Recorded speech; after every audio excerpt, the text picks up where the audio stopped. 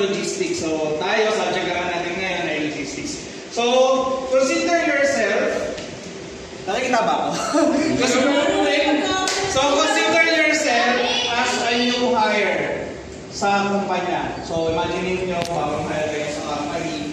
And, tinatanong kayo ng boss nyo regarding sa time management skills nyo. So, there will be a series of questions sa time management skills nyo. So, remember ang ano natin, ang setup natin ay nasa logistic company kayo or logistic department kayo, then they will ask you on your time management skills. Okay? So, yung first round will be a multiple choice. Okay? So, pakinig ka, pagbigay ko ng option, saka lang kayo pag-kunari ay binigay ko yung question, binigay ko yung options. Pagkatapos ng options, saka lang kayo magtataas ng kamay. Okay? So yung una, direct, 1, 2, 3, nasagot na. Ang first question, binigay ko sila sa ito. Then second, yung sasagot. Pwede yan, sir. So pag isa mataas ang kamay, sir, tulungan sir kami, di ba? si Badar at ako ang mamimili ko sino yung mauna. Ano mauna? Mauna ng taas ang kamay, okay? So lahat is may chance magsagot ng multiple choice. So kung makikita nyo naman yung question dito and yung options, okay? Okay, ready? Sila lang ang magtataas ang kamay niya sa harap. Di ba sa lahat? Kasi di ba? Uy, tumingin ka.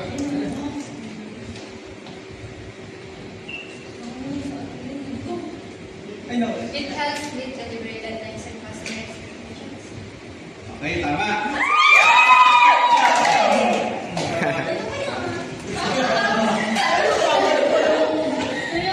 Ready?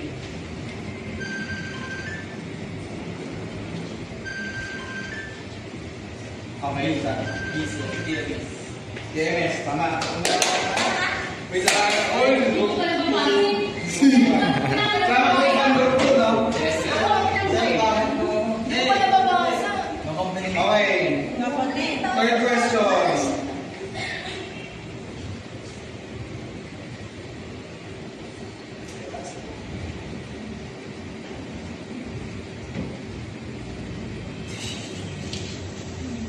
B.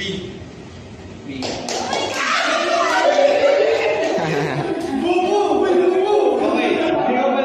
Hindi ko pala na-experience dito, no? So, yung question number 1, what is the main reason? So, balik tayo. Alright. So, pahinga muna. So, what is the main reason time management is critical in logistics? So, the answer is B. It helps meet delivery deadlines and customer expectations. So, explanation natin dyan is logistic operates in strict timeline. So, deduction yung maingay. So, efficient time management ensures goods are moved, packed, and delivery on time, keeping customers satisfied, and the supply chain flow. So, again, logistics time is very important in logistics. Yes. Question number 2. Sorry, hindi ko na-explain. Which of the following is a time management tool commonly used in logistics to track orders and deliveries? So the answer is D, TMS, Transport Management System. So the likes of na-discuss natin, the likes of sa Grab, di ba, yung natatrack nyo kung nasan na yung deliveries nyo or yung rider nyo. So question number 3. In warehouse operation, what is the best way to handle multiple income tasks at once? Please take note, ha? Baka lumabas ulit yan sa next question. The answer is B. Prioritize based on urgency and impact. So when we're doing our job, make sure na ipa-prioritize mo na natin yung urgent and yung most critical. Sometimes, lahat naman tayo sa opisina, lahat ng nagsasabi sa officer, urgent to, sir, hindi ka namin to. Pero tayo, tayo hawak ng task na yun, make sure na kung ano yung mas critical. Lahat yan ay sasabi urgent. Pero, tignan muna natin. I-analyze natin ano mas yung critical. And of course, syempre, sabihin din natin yung ating superiors kung ano yung mas critical. Okay? Okay, so question number 4. 10 questions. So, dire-record ko naman kung sino yung nakatama na sagot. Okay? Hindi mo na may kapay, may nakakita. Question number 4.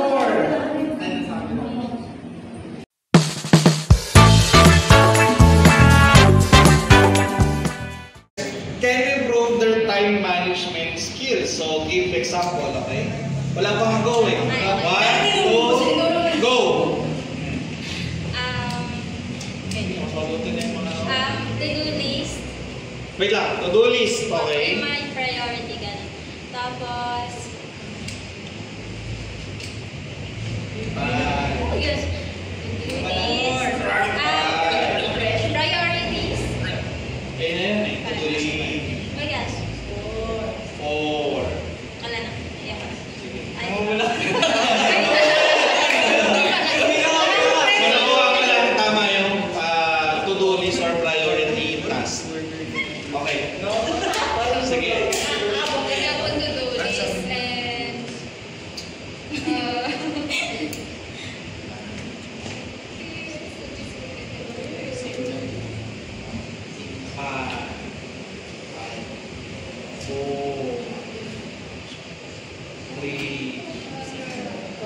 and having advanced,